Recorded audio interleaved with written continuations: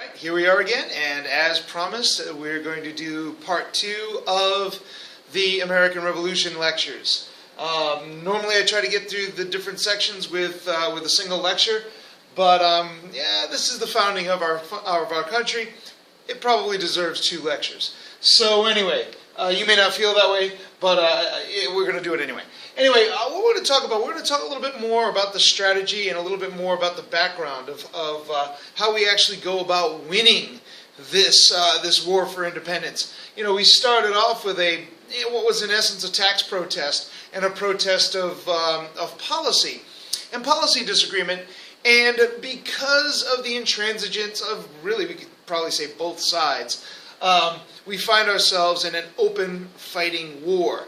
And because of the rhetoric of the time, you know, pushed by folks like Thomas Paine, this is going to become a war for independence, not just a war for reversing, you know, negative tax policies. And realistically, we talked about the signing of the Declaration of Independence last lecture, and by we I mean me. And you have to understand that when these founding fathers, when they put their pen to that paper and signed their names, they were in essence signing their death warrants. If this revolution was lost, and there was no reason to think that it would be victorious, that it would be successful, these men certainly would have, in Benjamin Franklin's terms, hanged together. So today we're going to talk about how the American colonies went about winning their independence. This is going to deal with the essential question. I'm going to ask you to analyze the factors that contributed to the colonial victory of the American Revolution, which coincides with Key Concepts 3.1.2 and 3.2 in your AP guide. Now, as we get started in this American Revolution, we got to say, things really don't look good. And what had happened was the British had pretty much decided, hey, we're going to get this thing over with. We are the dominant military force in the world, in essence. Even if you didn't believe that, certainly the British believe that. So they figured, we're going to get this over with. Hey, look, what we're going to do is, and this was the strategy put together by General Howe, who's going to be the first British commander in this struggle. We're going to take an army coming down from Quebec, is going to move down into the colonies, hit the Hudson River, and move down. What would then happen at the same time is English forces would come up into the Hudson Bay and up the Hudson River, and the British would then control the Hudson River. And by controlling the Hudson River, it in essence cuts New England in half. New England was pretty much the hot seat for this rebellion. They would then take their troops, they would sweep eastward, and they would wipe out this rebellion, nip it in the bud right where it was, and call it a day. It would have been game over, right? They chose the Hudson River for a few reasons. It was a strategically located river. It was also located in New York, where the British believed there was a significant amount of loyalist sympathy for them. And this was in essence their goal. Their goal: split up the New England, and then pretty much sweep eastward and end this rebellion. Didn't quite go as planned for the British, but it also didn't go as planned for the Americans. George Washington has his very first, major campaign going on. He has had to move himself out of New York, and he's been pushed down into Pennsylvania, and he's been on the retreat. So, but what George Washington does, as this British army invades inside New York, they take Manhattan, Brooklyn, Harlem Heights. George Washington makes his defeat. Instead of just kind of running away and leaving the field, George Washington does something a little bit slick, very unexpected. This became kind of an American signature of combat, doing things that were very unexpected. Instead, George Washington decides, so what he's going to do is on Christmas Eve, which was just gauche. I mean, you didn't attack people on Christmas Eve. You just don't do that. But anyway, George Washington is going to take his soldiers. He is going to sneak across the Delaware River. And on the other side of the Delaware River was the New Jersey city of Trenton, where George Washington found that there were a number of Hessian troops. The Hessians were German mercenary soldiers who had joined forces or were paid to join forces with the British. And George Washington was going to cross the river and sneak up on the Hessian soldiers, who had, by the way, just been partying the night before. Of course, it was Christmas Eve, so these guys were celebrating a bit, and attacked the Hessians, and that's exactly what he did. And this was huge. He actually does manage to defeat the Hessians in the Battle of Trenton. Catches them totally by surprise, totally off guard. He moves down into Princeton, New Jersey, and he's able to score another victory there. And this completely takes the British off guard. They are not able to make their way up the Hudson River. The army that was coming from the north, by the way, had also been blocked by General Horatio Gates and been held off. And consequently, they never were able to take control of the Hudson River. So this was this worked out pretty well. But for the most part, George Washington's army is largely being defeated. It was a very difficult time for the American soldiers. In this case, many people were deserting. Many people were simply looking forward to, they were signing up for, a season or a year. Many of them were saying, hey, at the end of my term, I'm done, I'm out, I'm going home. Washington's strategy at this point, he realizes that, he really can't win, is pretty much what he realizes at this stage of the game. But he decides that he doesn't want to lose. And that's pretty much par for the course when you're fighting a defensive war. So George Washington decides that he is going to fight a defensive war. That he is going to play largely defense. He is going to try to hold the British military where they are, keep them from advancing, and then ultimately hurt the British wherever he can hurt them. These are kind of those of you who are military tacticians, these are oftentimes referred to as Fabian tactics. This idea of hitting and hurting your opponent, but never actually engaging them in a pitched battle in which you could lose your army. You just keep wearing them down until they give up. To a certain extent, he was following the advice of one of his officers, one of his generals, General Nathaniel Greene, who said that we cannot conquer the British by force, but they cannot conquer us at all, period. He may have meant they cannot conquer us at all, I hope, but he didn't say that. On the other hand, things weren't entirely bleak. In October 19th, 1777, the American forces and the British are going to fight what was ultimately the Second Battle of Saratoga. But for the most part, they were so close together that we can consider them one single battle. And what was the problem? Well, in Saratoga, the British forces in Saratoga were pretty much controlled by this handsome devil. They were under the command of a fellow by the name of General Burgoyne. And Burgoyne was pretty arrogant about his ability to fight and his ability to fight these lousy rebels. He was pretty well. He had pretty well become overconfident. He knew he was going to win. He had won a couple of battles here and there, taken Fort Ticonderoga, and he was feeling pretty good about himself. But in the meantime, as he is trying to patrol his area and take more land, he is just getting hit and hammered by American militia. And they're not, again, these are Fabian tactics that we're using.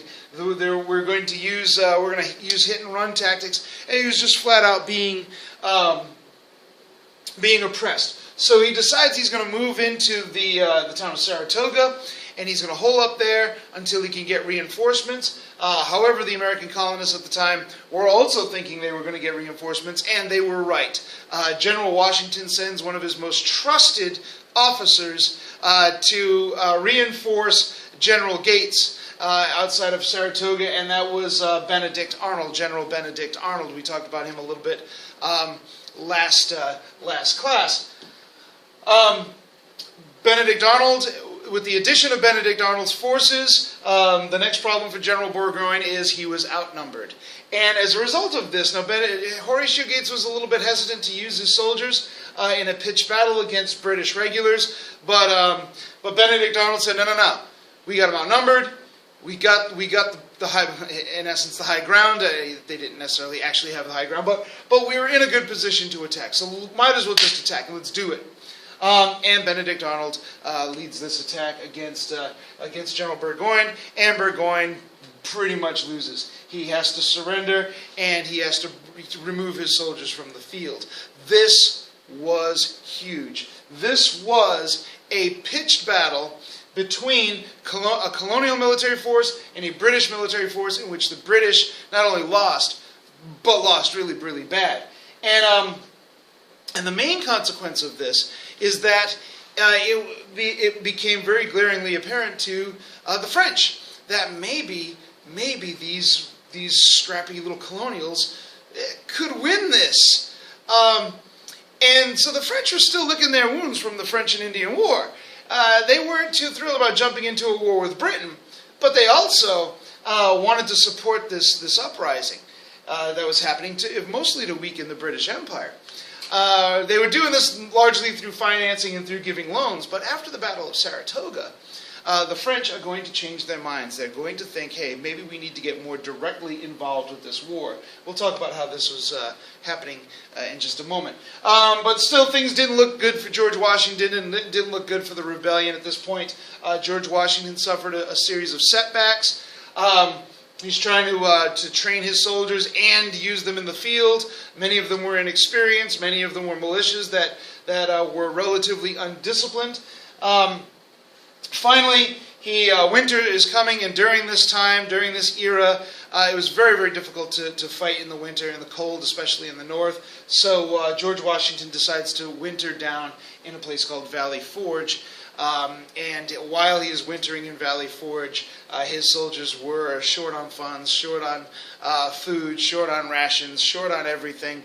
And it was really through force of his personality that he was able to hold this army together during this really, really trying time. In the meantime, the British are going to take over Philadelphia. Remember, Philadelphia was the seat of the American government at this time. This is where the Second Continental Congress was conducting business.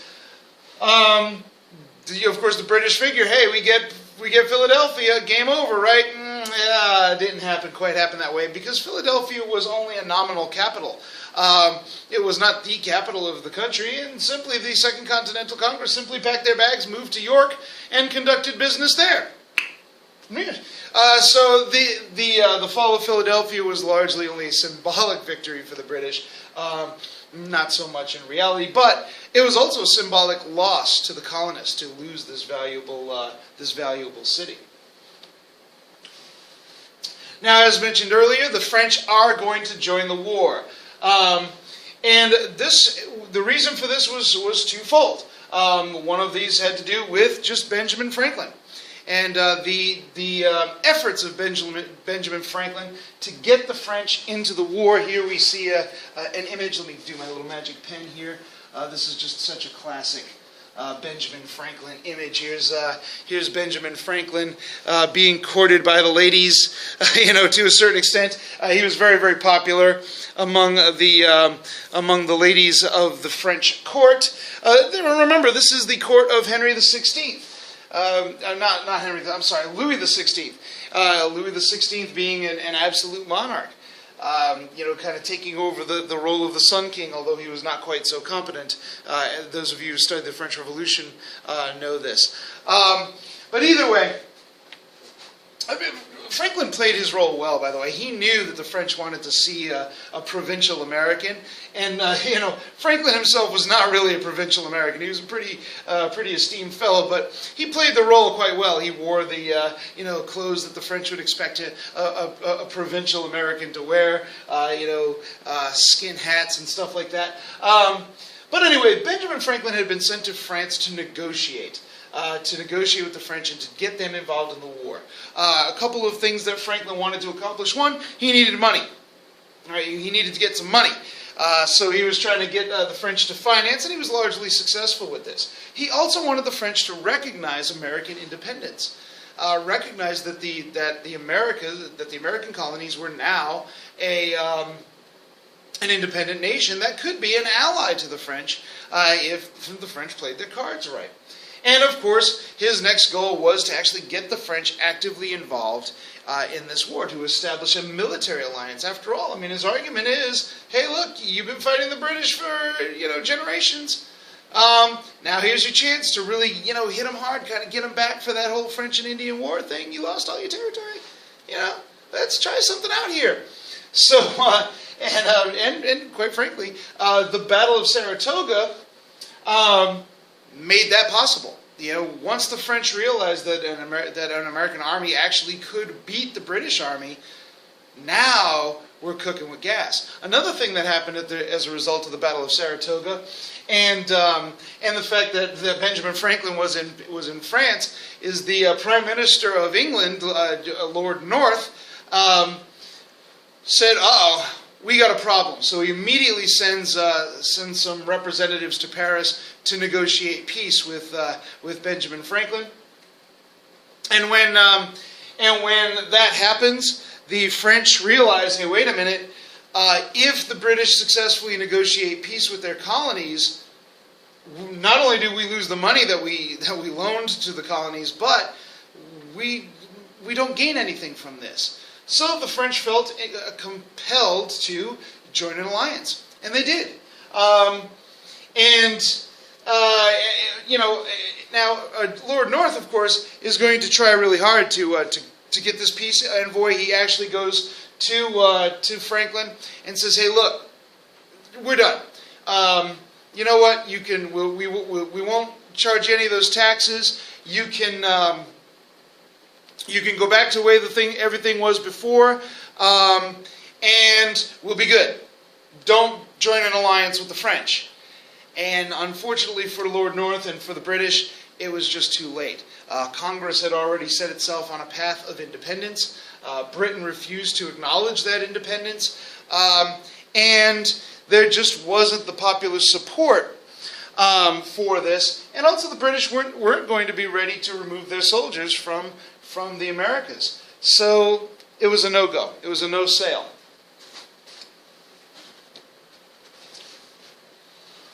Well, around this time, we're talking about 1778 or so, and I'm rushing through this, and this was a war that lasted from, for all practical purposes, it's going to last from 1775 to 1781. It's a 6-7 year war, depending on how you measure it. We're going to go through it relatively quickly.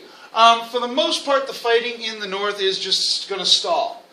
A new general was put in charge after General Howe's failure to perform, and that would be General Clinton. General Clinton will retreat to New York. He's going to lose some of his soldiers. As soon as the French join into the war, they start to send their navies down to the Caribbean to challenge some of the British sugar colonies in the Caribbean. So some of the British soldiers had to be diverted to taking care of the French down in the Caribbean. And General Clinton was simply not in a good strategic position in the north. Now, General Washington was not in a good strategic position either, so things had kind of come to a standstill in the north. So General Clinton said, you know what? What we're going to do is we're going to change strategy here. What we're going to do is we're actually going to go down to the south.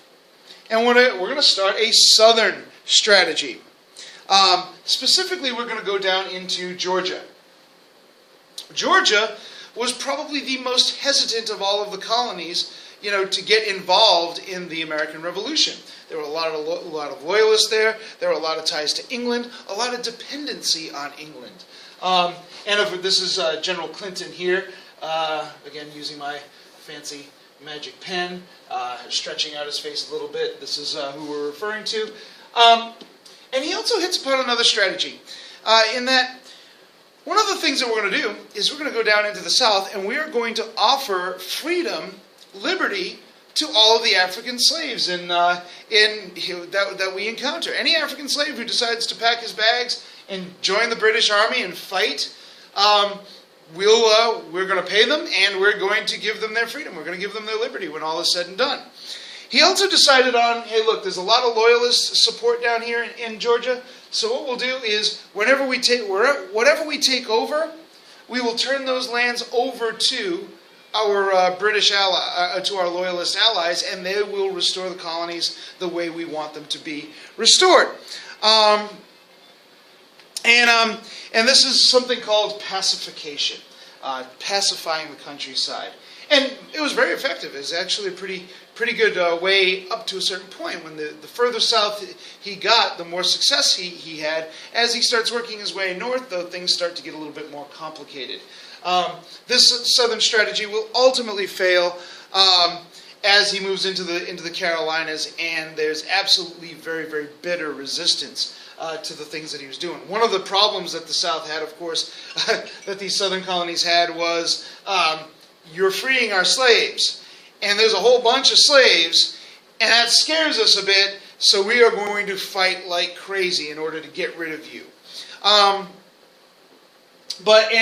another reason why this strategy is going to fail is largely that the Americans are largely going to cheat. They're going to use guerrilla warfare tactics, Indian tactics, of again, these Fabian tactics, hit and run, hit and run, hit and run, and keep pounding and pounding and pounding at the British forces. And finally, during this time, the General Cornwallis decides he needs to find himself a place to stay and get away from all of this fighting. What was going on with Native Americans during this time? Of course, the Iroquois Confederacy now is really pretty much at the height of its power. It is a major political player, and anybody who wants to fight a war in this region now has to figure out how to deal with the Iroquois. And in this case, the British had the better sell. The British were saying, hey, Royal Proclamation line. Really, what else do we have to say? We put a Royal Proclamation line in place. We put soldiers in place to keep the American colonists from crossing that line. We have a treaty arrangement with you guys. If we lose, that Royal Proclamation line disappears, and then you're in trouble. And most of the Iroquois felt that that was true. Why happened to the Iroquois? It should be what happened anyway. Most of them accepted that. A couple of them, the Oneida and I can't remember the name. Hold on, give me a second here. I can't remember the name of it. The Tuscarora. I'm sorry, I'm writing it. The Tuscarora, the Oneida and the Tuscarora. I got a brain click there for a second. The Oneida and the Tuscarora tribes thought, hey, you know what? The colonists might just pull this off and win. They can fight. So why don't we join them? Why don't we join the winners? And then maybe we can negotiate better if we're on the winning side. If we're on the losing side, we lose our ability to negotiate. Most of the Iroquois didn't accept that. Most of the Iroquois said, we cannot side with these colonials. They're going to come in, they're going to take all of our land. And one of the consequences of this is going to be the very first time that the Iroquois Confederacy is going to get a kind of a crack in it. The Iroquois Confederacy didn't always agree, but now we have a situation where we have Mohawks and other tribes that were part of this Iroquois Confederacy actually fighting with each other. The Oneida and the Tuscarora will actually join sides militarily with the colonists, and they will start to fight. And quite frankly, the Iroquois are not going to recover from this. Now, the Iroquois will continue to fight after the American Revolution is over, but they will lose. And ultimately, the Iroquois Confederacy, this is the beginning of the end for the Iroquois Confederacy, largely speaking. So anyway, during this time, we of course have this dapper Dan here. His name is Colonel Henry Hamilton, and he had an innovative way of inducing the Indians to attack. He would pay Native Americans for scalps, for colonial scalps, and therefore try to instigate them to go off and fight and get these scalps. And so he, of course, becomes known as Henry the Scalp Buyer Hamilton, for good reason. What about African Americans? We mentioned that the British had offered African Americans the opportunity to gain their liberty, to gain their freedom. In fact, one of George Washington's slaves, a fellow by the name of Henry Washington, is going to take the British up on that and fight alongside with the British forces. Now in the North, this was pretty much already happening among the colonials. Up in the North, a lot of the colonials up in the North were decided this was a really good idea, even before the British decided to do it.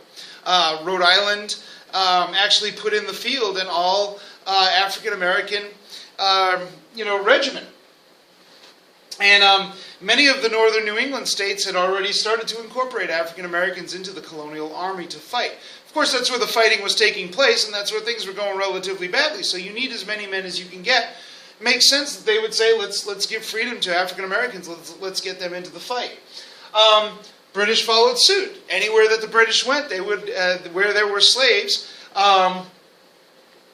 they would make these arrangements. Consequently, pretty much most of the places where they went, Americans also decided to do the same thing. Hey, we can't let the British outsell us on this. So oftentimes the colonial armies would offer the same idea. This didn't happen so well in the South. The South, where African American populations were so much greater, and in fact, in many cases, outnumbered the white population.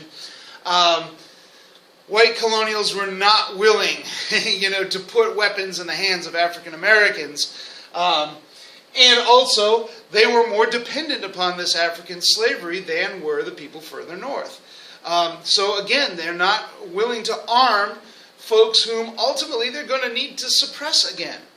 So the further south you went, the less leniency there was on the part of colonials to liberate their slaves and to let them participate in the fight for freedom. This is going to be a recurring theme. Watch this space, right? Ultimately, as you know, because we're pledging allegiance to the flag every morning, the colonists are going to be successful, and their ultimate success is going to be in a place called Yorktown. Cornwallis, who's just being dogged by these militias and dogged by this guerrilla warfare, he literally says, "Hey, I'm tired of being, running around and going into all these little fights. I'm going to hole up." So he heads off to, unfortunately for him, a peninsula called Yorktown, and he decides that he's going to hang out there. Well, George Washington he and the French general, a fellow with a tremendously long name, whom we'll just shorten it to Rochambeau, Comte de Rochambeau, are up in the north, and they're organizing their armies together, trying to work together. And they're thinking about a plan. They're thinking about reinvading New York and that kind of thing. But then they realize they discover that they get word that a French fleet was coming up from the Caribbean and was planning on moving into the Chesapeake, where Cornwallis was holed up. Wow, this is a good opportunity. So Rochambeau and Washington look at each other, give each other the nod and the wink, and say, "Let's get down to Virginia." So they start moving down, and within relatively short order, don't forget these guys are on foot. And this is pretty much the strategy. Washington and Rochambeau move down into the south. They leave a small army in the north as a decoy to keep the British from getting down there and reinforcing Cornwallis. And before Cornwallis and the British could respond, the French had made it onto this peninsula, and they had literally dug themselves in. They entrenched themselves. And this is a perfect example of a typical battle map that you might see. And what does this show? Well, there are certain features here that you want to know. Of course, this is the York River. This is a river. Normally it's blue. These are little tributaries going into the river. Areas like this that show you these hash marks, these are highlands. These are high areas. These are hills or buttes or what have you. And usually the armies are designated with a color designation, and they're shown as blocks on the map. So this here is a French regiment, whereas down here we have a series of American regiments. And of course the red, right there in the heart of Yorktown, are your British regiments. And also there's a little tiny bit British regiment over here on this particular point, but it's well surrounded by French and American colonials. We can kind of see too, if we really take a look at this, there are clear divisions. It's not like the French and the American forces are combined. No, French are over here, British or colonials are over here, but they are focused. They are integrated in that they are both surrounding Cornwallis here in Yorktown. And ultimately, these guys are going to dig in, and they're just going to stop bombarding the city of Yorktown and bombarding this fortification at Yorktown. And he'll hold out until the French fleet can make it into the York River, and ultimately this is going to be successful.